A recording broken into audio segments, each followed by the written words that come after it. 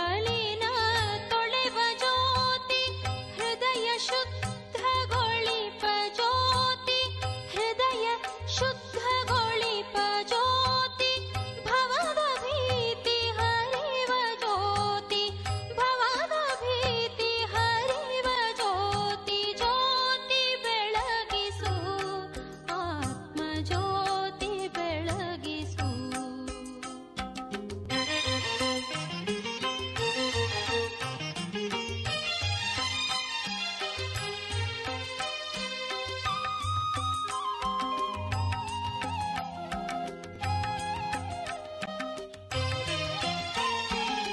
ಜ್ಞಾನವೆಂಬ ರತ್ನ ಜ್ಯೋತಿ ಅಜ್ಞಾನವ ತೊಡೆವ ಜ್ಯೋತಿ ಪಂಚವಿಕಾರ ಸುಡುವ ಜ್ಯೋತಿ ಆತ್ಮದೀಪ್ತಿಗೊಳಿಪ ಜ್ಯೋತಿ ಜ್ಯೋತಿ ಬೆಳ.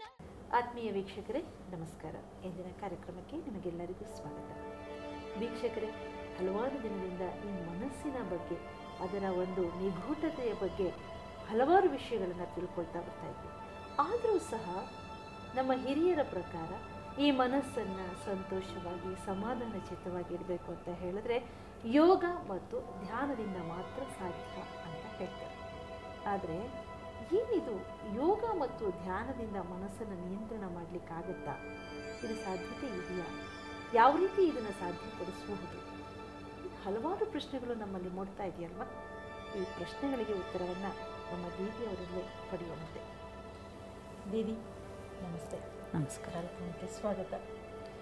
ನಮ್ಮ ಹಿರಿಯರು ಹೇಳ್ತಾನೆ ಇರ್ತಾರೆ, ನೋಡು, ಮನಸ್ಸು ಒಂದು ಏಕಾಗ್ರತೆಯಾಗಿರಬೇಕು, ಸಂತೋಷಚಿತ್ತವಾಗಿರಬೇಕು, ಸಮಾಧಾನದಿಂದ ಇರಬೇಕು ಅಂತ ಹೇಳಿದ್ರೆ ಧ್ಯಾನವನ್ನು ಮಾಡು, ಪ್ರಾರ್ಥನೆಯನ್ನ ಮಾಡು, ಯೋಗವನ್ನು ಮಾಡು ಅಂತ ಹೇಳ್ತಾ ಇರ್ತಾರೆ.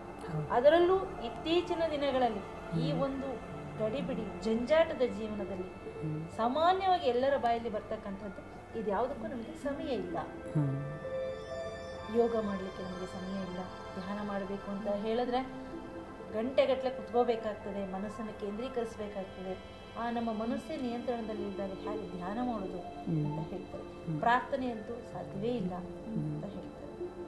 ಆದರೆ ಈ ಮನಸ್ಸಿನ ನಿಯಂತ್ರಣಕ್ಕೆ, ಆ ಚಿತ್ತ ಒಂದು ಕಡೆ ನೆಲೆಸಲಿಕ್ಕೆ ಈ ಧ್ಯಾನ ಆಗಿರಬಹುದು, ಪ್ರಾರ್ಥನೆ ಆಗಿರಬಹುದು, ಯೋಗ ಆಗಿರಬಹುದು, ಯಾವ ರೀತಿಯಾದ ಸಹಕಾರವನ್ನು ನೀಡುತ್ತೆ? ಧ್ಯಾನ ಎನ್ನುವಂತಹ ಶಬ್ದವನ್ನು ಕೇಳಿದಾಕ್ಷಣ ಸಹಜವಾಗಿ ನಾವೇನು ಅರ್ಥ ಮಾಡ್ಕೊಳ್ತೀವಿ ಅಂದರೆ ಇದು ಏನೋ ಒಂದು ಆಧ್ಯಾತ್ಮಿಕ ಸಾಧನೆ ಇರ್ಬೋದು ಅಂತ ಕೆಲವರು ತಿಳ್ಕೊಳ್ತಾರೆ. ಈ ಧ್ಯಾನ ಎನ್ನುವಂಥದ್ದು ನಾವು ಹಲವು ಬಾರಿ ಸಾಮಾಜಿಕವಾಗಿ ಸಹಜವಾದಂಥ ಪರಿಸ್ಥಿತಿಗಳಲ್ಲೂ ಸಹ ಕೆಲವು ಸತಿ ನಾವು ಉಪಯೋಗಿಸ್ತೀವಿ. ನಾವು ಒಬ್ಬರ ಹತ್ರ ಮಾತಾಡ್ತಾ ಇರ್ತೀವಿ ಅಂತ ತಿಳ್ಕೊಳ್ಳಿ, ಅವ್ರು ಎಲ್ಲೋ ನೋಡ್ತಾ ಅದನ್ನು ನಾವು ಮಾತಾಡಿದ್ದಕ್ಕೆ ರೆಸ್ಪಾನ್ಸ್ ಕೊಟ್ಟಿಲ್ಲ ಅಂದರೆ ನಿಮ್ಮ ಧ್ಯಾನನೇ ಇಲ್ಲ ಇಲ್ಲಿ ಅಂತ ಹೇಳ್ತದ್ದು. ಹಾಗಾಗಿ ಈ ಧ್ಯಾನ ಅಂತಂದರೆ ಏನಪ್ಪ ಅಂತಂದರೆ ನಮ್ಮ ಮನಸ್ಸಿನ ಒಂದು ಗಮನ ಅಂಥೇಳಿ, ಅಟೆನ್ಷನ್. ಅಂದರೆ ನಾವು ಒಂದು ಮಾತಾಡ್ತಾ ಇದ್ವಿ, ಅದರಲ್ಲಿ ನಮ್ಮ ಮನಸ್ಸು ಅಲ್ಲಿ ಇರಬೇಕು.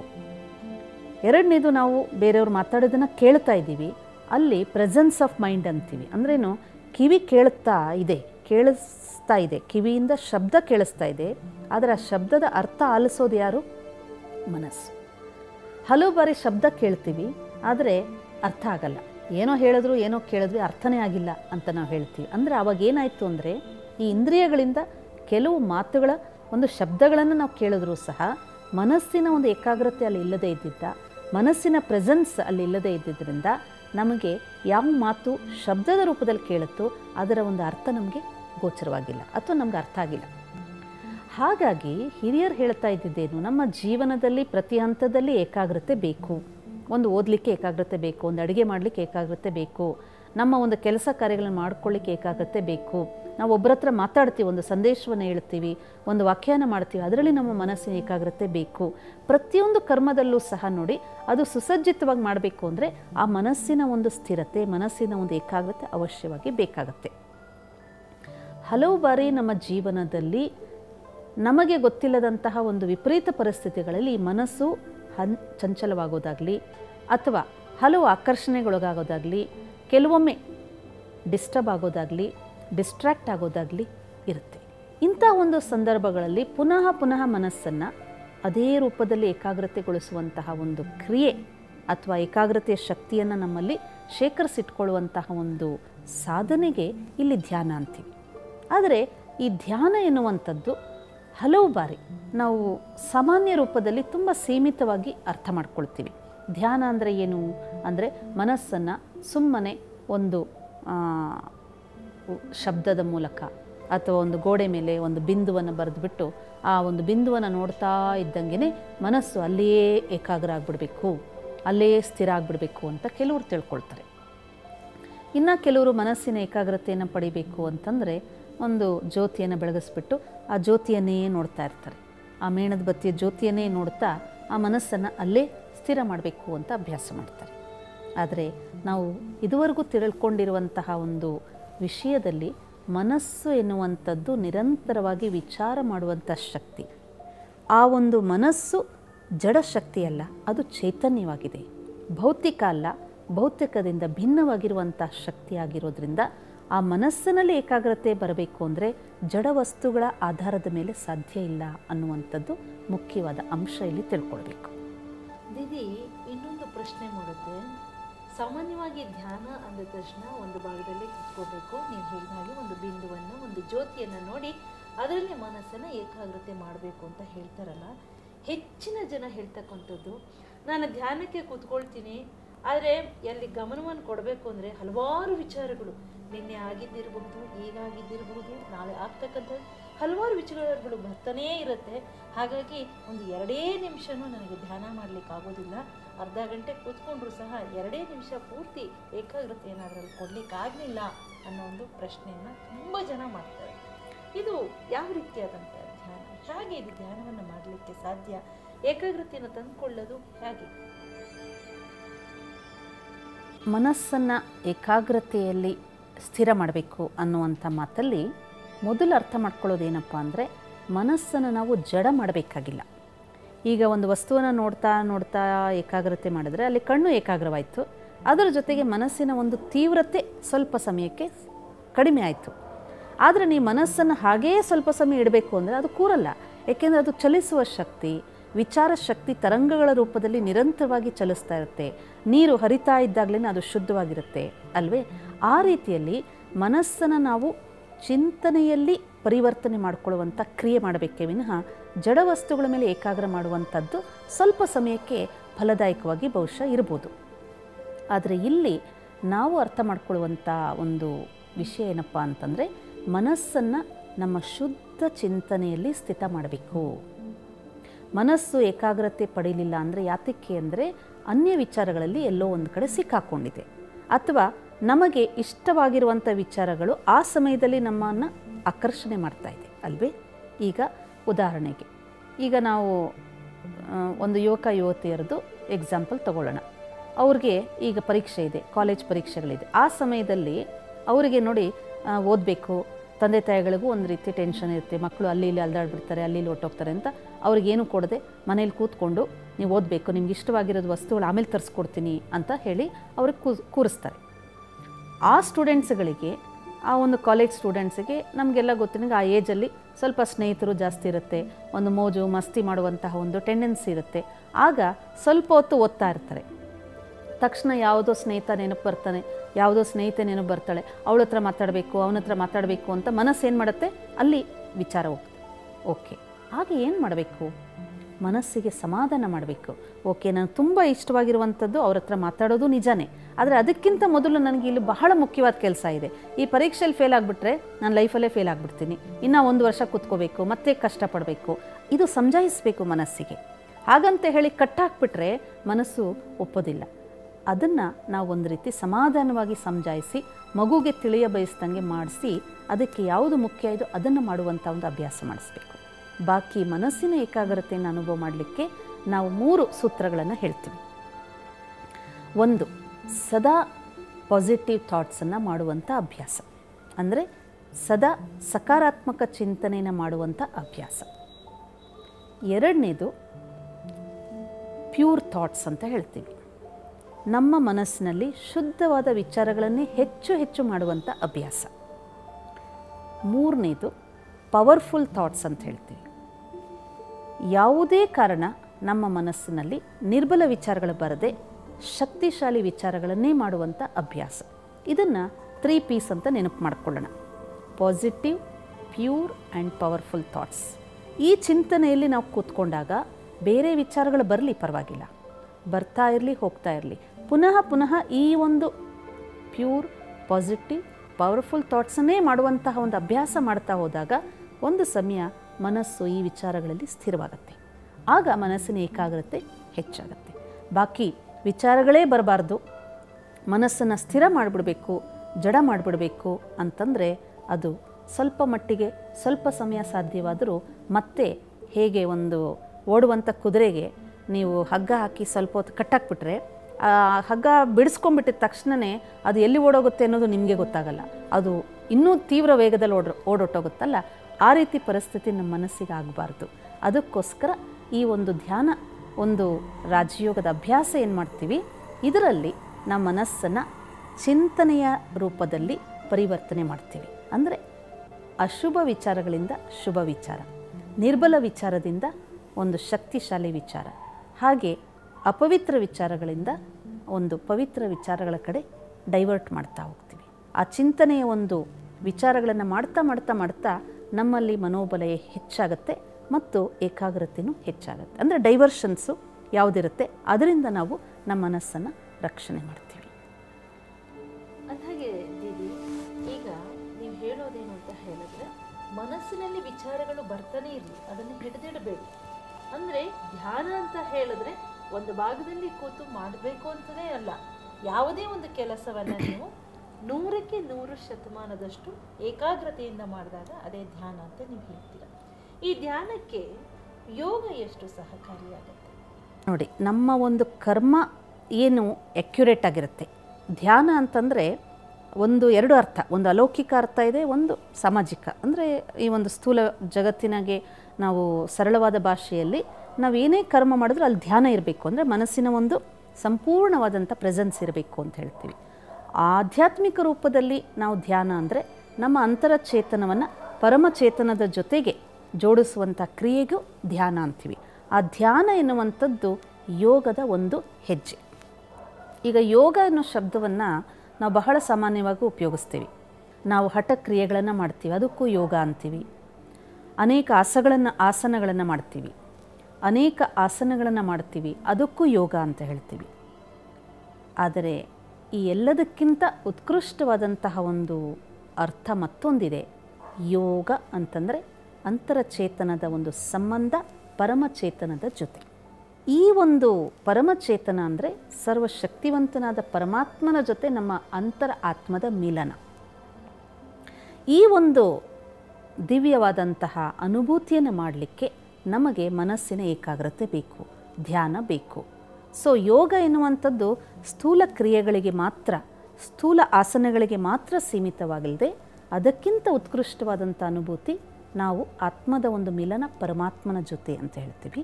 ಅಂದರೆ ನಾವು ನಮ್ಮ ಚಿಂತನೆಯ ಒಂದು ಶಕ್ತಿಯಿಂದ ಪರಮಚೇತನದ ಒಂದು ಸ್ಮೃತಿಯನ್ನು ಮಾಡ್ತಾ, ಅವನಲ್ಲಿರೋ ಗುಣಗಳನ್ನು ನಾವು ವರ್ಣನೆ ಮಾಡ್ತಾ, ಅವನ ಶಕ್ತಿಗಳನ್ನು ಸ್ಮೃತಿ ಮಾಡ್ಕೊಳ್ತಾ ಆ ಒಂದು ಶಕ್ತಿ ಗುಣಗಳನ್ನು ನಮ್ಮ ಆತ್ಮದಲ್ಲಿ ಅನುಭೂತಿ ಮಾಡ್ತೀವಿ. ಯಾವಾಗ ಈ ಒಂದು ಸಕಾರಾತ್ಮಕ ಶಕ್ತಿಗಳು ಪರಮಚೇತನದಿಂದ ನಮ್ಮ ಕಡೆ ಬರುತ್ತೆ, ಕಿರಣಗಳ ರೂಪದಲ್ಲಿ ನಮ್ಮ ಆತ್ಮದಲ್ಲಿ ಅನುಭೂತಿಯಾಗುತ್ತೆ, ಆಗ ನೋಡಿ ನಮ್ಮ ಮನಸ್ಸಿನ ಒಂದು ಸ್ಥಿತಿ ಪ್ರಫುಲ್ಲಿತವಾಗುತ್ತೆ, ಬಹಳ ಆನಂದಿತವಾಗುತ್ತೆ ಮತ್ತು ಬಹಳ ಶಕ್ತಿಶಾಲಿಯಾಗತ್ತೆ. ಆಗ ತನ್ನಿಂದ ತಾನೇ ಈ ವಿಕೃತವಾಗಲಿ, ಅನೇಕ ಪ್ರಕಾರದ ಬೇಡದೇ ಇರುವಂಥ ವಿಚಾರಗಳಾಗಲಿ, ಅದೆಲ್ಲವೂ ತನ್ನಿಂದ ತಾನೇ ನಮ್ಮಿಂದ ದೂರವಾಗುತ್ತೆ. ಇದು ಬಹಳ ಸುಂದರವಾದ ಅನುಭೂತಿನೂ ಹೌದು. ಇದಕ್ಕೆ ಸ್ವಲ್ಪ ಸಮಯ ಅಭ್ಯಾಸ ಮಾಡಬೇಕಷ್ಟೆ. ಈಗ ಮಿನಜಿಯವರೇ ನೀವು ಕೇಳಿದ್ರಿ, ಈಗ ವರ್ತಮಾನ ಜೀವನ ಶೈಲಿ ಬಹಳ ವೇಗದ ಜೀವನ, ಅದರಲ್ಲಿ ಕೂತ್ಕೊಂಡು ಒಂದು ಮೂಲೆಯಲ್ಲಿ ಅರ್ಧ ಗಂಟೆ 3/4 ಗಂಟೆ ಧ್ಯಾನ ಮಾಡಿ ಯೋಗ ಮಾಡಿ ಅಂದರೆ ಯಾರಿಗೂ ಸಮಯ ಇಲ್ಲ ಅಂತೀವಿ. ಆದರೆ ನಾವು ಮಾಡುವಂತಹ ಒಂದು ರಾಜಯೋಗದ ಧ್ಯಾನದ ಪದ್ಧತಿಯಲ್ಲಿ ನಾವು ಕರ್ಮಯೋಗ ಅಂತಲೂ ಹೇಳ್ತೀವಿ. ನೀವು ಕೆಲಸ ಮಾಡ್ತಾಯಿರಿ, ಆಫೀಸಲ್ಲಿ ಕೂತ್ಕೊಂಡಿರಿ, ಮನೆಯಲ್ಲಿ ಅಡುಗೆ ಮಾಡ್ತಾಯಿರಿ, ಸ್ನಾನ ಮಾಡ್ತಾಯಿರಿ, ಅಥವಾ ಯಾವುದೇ ಪ್ರಕಾರದ ಕರ್ಮ ಮಾಡ್ತಾಯಿರಿ, ನಿಮ್ಮ ಮನಸ್ಸು ಧ್ಯಾನಸ್ಥರಾಗಿರಬೇಕು. ಅಂದರೆ ಮನಸ್ಸು ಸುಂದರ ಚಿಂತನೆಯಲ್ಲಿರಬೇಕು, ಮನಸ್ಸು ಪ್ರಭು ಚಿಂತನೆಯಲ್ಲಿರಬೇಕು, ಮನಸ್ಸು ಶುಭ ಚಿಂತನೆಯಲ್ಲಿರಬೇಕು. ಇದು ನಾವು ಅಭ್ಯಾಸ ಮಾಡಬೇಕಷ್ಟೆ. ಈಗ ಹಲವು ಬಾರಿ ಇದು ಹೇಗೆ ಸಾಧ್ಯ ಕೆಲಸ ಮಾಡ್ತಾ ಇರ್ಬೇಕಾದ್ರೆ ಮನಸ್ಸೆಲ್ಲೋ ನಾವು ಹೆಂಗೆ ಧ್ಯಾನ ಮಾಡ್ಬೋದು ಅಂತ ನೀವು ಕೇಳ್ಬೋದು. ಆದರೆ ನೋಡಿ, ಹಲವು ಬಾರಿ ನೀವು ಅಡುಗೆ ಮಾಡ್ತಾ ಇರ್ತೀರ, ನಿಮ್ಮ ಫ್ರೆಂಡ್ನ ನೀವು ನೆನಪು ಮಾಡ್ಕೊಳ್ಳಲ್ವಾ? ಮಾಡ್ಕೊಳ್ತೀರ. ತಾಯಿ ಅಡುಗೆ ಮಾಡ್ತಾ ಇರ್ಬೇಕಾದ್ರೆ ಮಗನ ನೆನಪು ಮಾಡ್ಕೊಂಡು ಅಡುಗೆ ಮಾಡಲ್ವಾ? ಮಾಡ್ತಾರೆ. ಹಾಗೆ ಒಂದು ಸ್ನೇಹಿತೆ ತನ್ನ ಸ್ನೇಹಿತನ ನೆನಪು ಮಾಡ್ತಾ ಇಲ್ಲಿ ಬಟ್ಟೆಗಳ ಐರನ್ ಮಾಡ್ಬೋದು ಅಥವಾ ಮತ್ತೊಂದು ಕೆಲಸ ಮಾಡ್ತಿರ್ಬೋದು. ಸೊ ಹಲವು ಕರ್ಮಗಳಲ್ಲಿ ನಮ್ಮ ಮನಸ್ಸಿನ ಗಮನ ಎಲ್ಲವೂ ಅಲ್ಲೇ ಇರಬೇಕಂತೇನಿಲ್ಲ. ಆಗ ಮನಸ್ಸು ಫ್ರೀಯಾಗಿರುತ್ತೆ. ಅಂಥ ಒಂದು ಸಮಯದಲ್ಲಿ ಪ್ರಭುವಿನ ಚಿಂತನೆಯನ್ನು, ಪರಮಚೇತನದ ಜೊತೆಗೆ ಇರುವಂಥ ದಿವ್ಯ ಗುಣಗಳ ಶಕ್ತಿಗಳ ಚಿಂತನೆ ಮಾಡ್ತಾ ಇದ್ದಾಗ ನಮ್ಮ ಮನಸ್ಸು ನಿರ್ಮಲವಾಗುತ್ತೆ, ನಮ್ಮ ಮನಸ್ಸು ಶಕ್ತಿಶಾಲಿಯಾಗುತ್ತೆ, ನಮ್ಮ ಮನಸ್ಸಲ್ಲಿ ಮನೋಬಲ ಹೆಚ್ಚುತ್ತೆ, ನಮ್ಮ ಮನಸ್ಸು ಶುದ್ಧವಾಗುತ್ತೆ, ನಮ್ಮ ಮನಸ್ಸಲ್ಲಿ ಅನೇಕ ದಿವ್ಯ ಗುಣಗಳ ಒಂದು ಅನುಭೂತಿಯಾಗುತ್ತೆ. ಆಗ ನೋಡಿ, ನಮ್ಮ ಅಂತರಚೇತನದ ಆತ್ಮದ ಶಕ್ತಿ ವಿಕಾಸವಾಗ್ತಾ ಹೋದಾಗ ಇದುವರೆಗೂ ನಾವೇನು ಮಾತಾಡಿದ್ವಿ, ಮನಸ್ಸಿನಲ್ಲಿರುವಂತಹ ಒಂದು ದುರ್ಗುಣಗಳಾಗಲಿ, ನಿರ್ಬಲತೆಗಳಾಗಲಿ, ವಿಕೃತಗಳಾಗಲಿ, ಅದೆಲ್ಲವೂ ಸಹ ಹೇಗೆ ಸೂರ್ಯ ಉದಯ ಆದಾಗ ಕತ್ತಲೆ ತನ್ನಿಂದ ತಾನೇ ಜಗತ್ತಿಂದ ದೂರ ಆಗುತ್ತೆ, ಆ ರೀತಿಯ ಅನುಭೂತಿ ನಮ್ಮ ಜೀವನದಲ್ಲಿ ಒಂದು ದಿವ್ಯ ಪ್ರಕಾಶದ ಒಂದು ಬೆಳಗು ನಿಜ ಜೀವನದಲ್ಲಿ ಅನುಭೂತಿಯಾಗುತ್ತೆ. ದೀದಿ, ಈ ರೀತಿ ನೋಡಿದಾಗ ಈ ಧ್ಯಾನ ಮತ್ತು ಯೋಗಕ್ಕೆ ಇರ್ತಕ್ಕಂತಹ ಅಂತರವೇನು, ಮತ್ತು ಇವೆರಡೂ ಸಮ್ಮಿಲನವಾದಾಗ ನಮ್ಮ ಮನಸ್ಸನ್ನು ಯಾವ ರೀತಿ ನಾವು ಸುಸ್ಥಿತಿಯಲ್ಲಿ ತರಲಿಕ್ಕೆ ಸಾಧ್ಯ ಇದೆ? ಇದು ಎರಡೂ ಒಟ್ಟಿಗೇ ನಾವು ಅನುಸರಿಸಬಹುದಾ? ಸಾಧ್ಯತೆ ಇದೆಯಾ ನಮ್ಮ ಮನಸ್ಸನ್ನು ಸಮಸ್ಥಿತಿಗೆ ತರಲಿಕ್ಕೆ? ನಾವು ಅಭ್ಯಾಸ ಮಾಡುವಂತಹ ರಾಜಯೋಗದಲ್ಲಿ ಯೋಗ ಅಂದರೆ ಸಂಬಂಧ ಅಂತ ಹೇಳ್ತೀವಿ, ಯೋಗ ಅಂದರೆ ಮಿಲನ ಅಂತೀವಿ. ಯೋಗ ಅಂದರೆ ಒಂದು ಲಿಂಕ್, ನನ್ನ ಅಂತರಚೇತನದ ಒಂದು ಸಂಬಂಧ ಪರಮಚೇತನದ ಜೊತೆ ಇದೆ. ಈ ಪರಮಚೇತನದ ಒಂದು ಸಂಬಂಧವನ್ನು ನಿರಂತರವಾಗಿ ನೆನಪು ಮಾಡೋದೇ ಧ್ಯಾನ. ಆ ಧ್ಯಾನ ಮಾಡಲಿಕ್ಕೆ ನಾವು ಒಂದು ಮೂಲೆಯಲ್ಲೇ ಕೂತ್ಕೊಂಡು ಮಾಡಬೇಕು ಅಂತ ಏನಿಲ್ಲ, ಅಥವಾ ಅದಕ್ಕಾಗಿ ಸೀಮಿತವಾಗಿ ನಾವು ಇಷ್ಟು ಸಮಯ ಒಂದು ನಿಶಬ್ದವಾದ ಜಾಗದಲ್ಲೇ ಕೂತ್ಕೊಂಡು ಮಾಡಬೇಕು ಅಂತ ಏನಿಲ್ಲ. ಆದರೆ ಅವಶ್ಯವಾಗಿ ಆರಂಭದಲ್ಲಿ ಒಂದು ಸಾಧಕನಿಗೆ ನನ್ನ ಮನಸ್ಸನ್ನು ಅಷ್ಟೊಂದು ಶ್ರೇಷ್ಠವಾದಂಥ ಅನುಭೂತಿಯನ್ನು ಪಡಿಸಬೇಕು, ಶ್ರೇಷ್ಠ ಅನುಭೂತಿಯನ್ನು ಪಡಿಬೇಕು ಎನ್ನುವಂತಹ ಒಂದು ಸಾಧಕನಿಗೆ ಆರಂಭದಲ್ಲಿ ಒಂದು ಶಾಂತಮಯವಾದ ಸ್ಥಳ ಅವಶ್ಯಕತೆ ಇದೆ.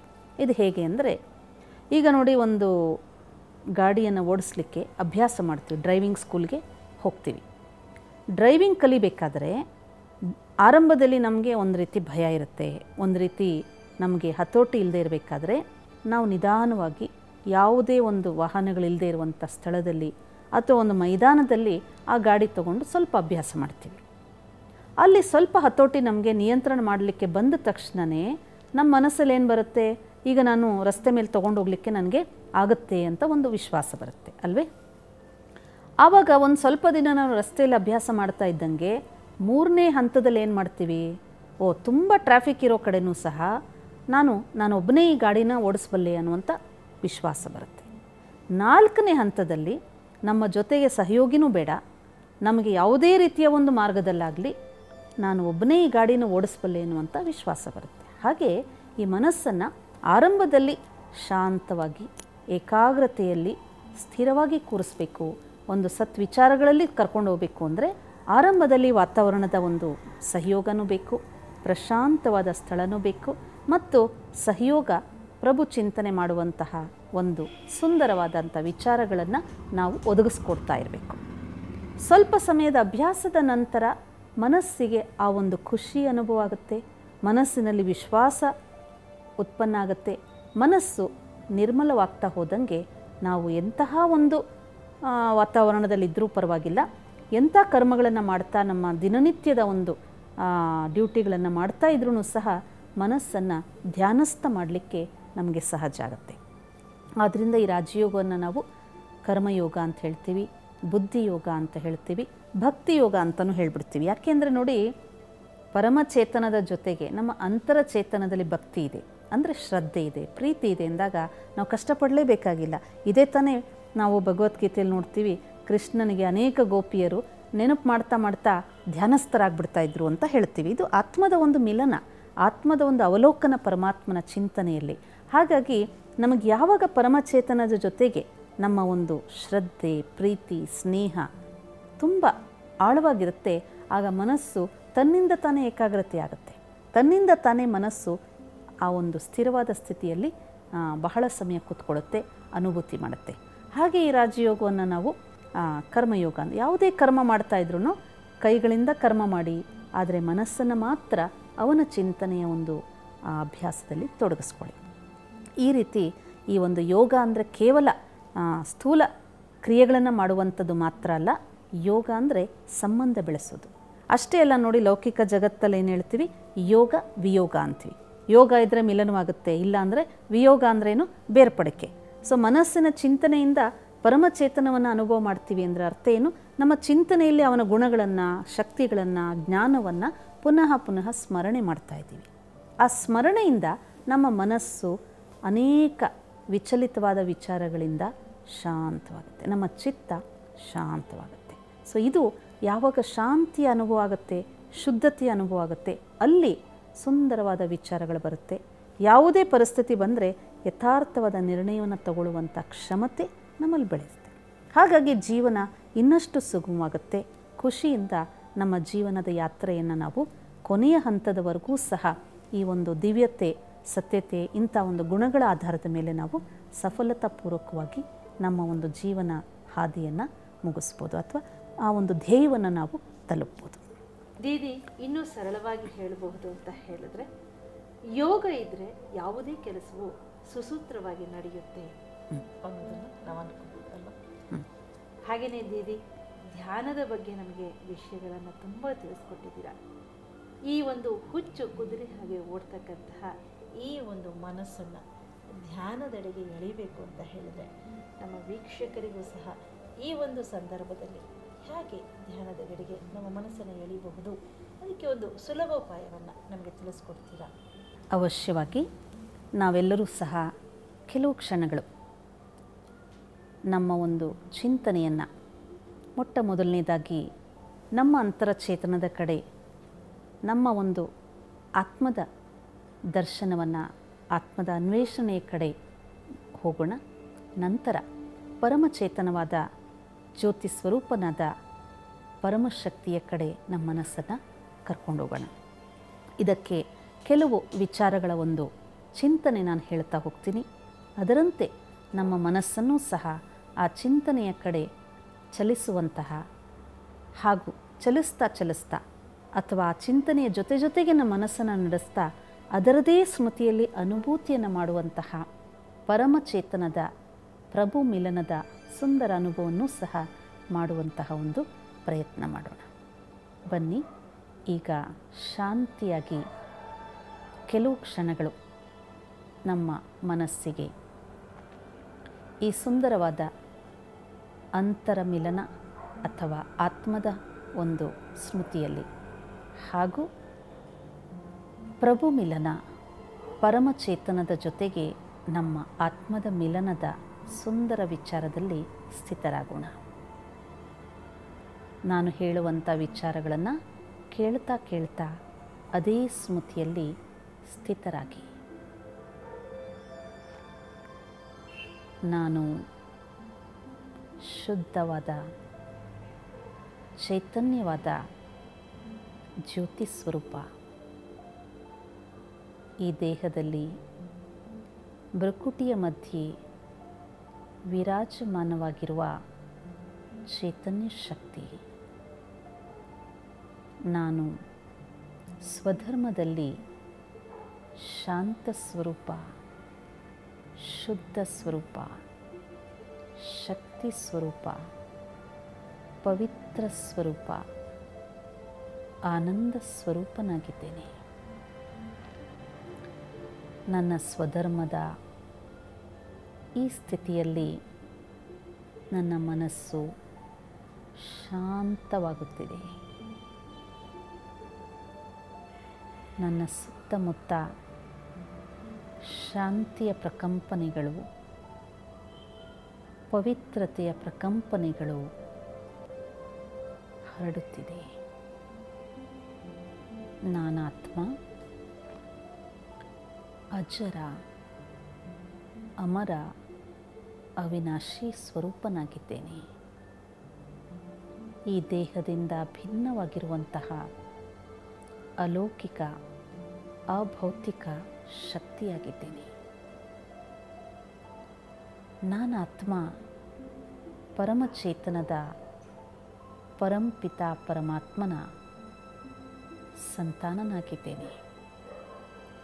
ಜ್ಯೋತಿ ಸ್ವರೂಪನಾದ ಪರಮಾತ್ಮನು ಈ ಸೃಷ್ಟಿಯಿಂದ ಬಹು ದೂರದಲ್ಲಿರುವ ಸೂರ್ಯ, ಚಂದ್ರ, ಆಕಾಶ ತತ್ವಕ್ಕಿಂತಲೂ ಮೇಲಿರುವ ಬ್ರಹ್ಮಾಂಡ ಪರಂಧಾಮ ನಿವಾಸಿಯಾಗಿದ್ದಾರೆ. ನಾನೀಗ ಮನಸ್ಸೆಂಬ ಹಕ್ಕಿಯನ್ನು ಸುಂದರ ಪ್ರಭುವಿನ ಚಿಂತನೆಯಲ್ಲಿ ಈ ಸೃಷ್ಟಿಯಿಂದ ಮೇಲೆ ಮೇಲೆ ಹಾರಿ ಹೋಗುತ್ತಾ ನನ್ನ ಮನಸ್ಸಿನ ಮುಖಾಂತರ ಆ ಒಂದು ಸುಂದರ ತಾಣವಾದ ಶಾಂತಿಯ ಧಾಮ ಪರಂಧಾಮದಲ್ಲಿ ಪ್ರಭುವಿನ ಸಾನ್ನಿಧ್ಯದಲ್ಲಿ